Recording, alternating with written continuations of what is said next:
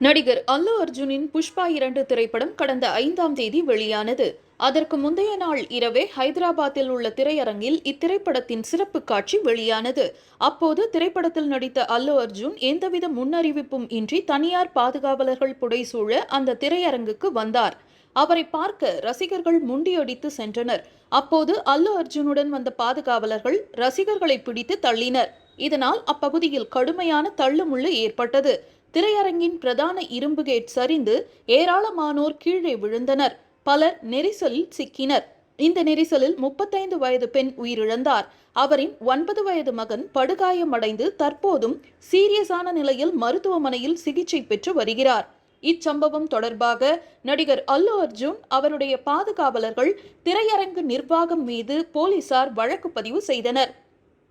இந்நிலையில் ஹைதராபாத்தில் உள்ள அல்லு அர்ஜுன் வீட்டிற்கு வெள்ளிக்கிழமை சென்ற போலீசார் அவரை கைது செய்தனர்.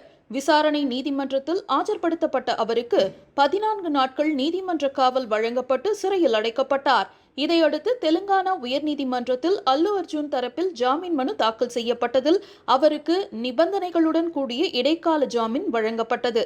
ஆனால் ஜாமீன் ஆர்டரின் காப்பி சிறை நிர்வாகத்திற்கு கிடைக்க தாமதம் ஆனதால் நேற்று இரவு முழுவதும் சிறையில் அடைக்கப்பட்ட அல்லு அர்ஜுன் இன்று காலை விடுவிக்கப்பட்டார்.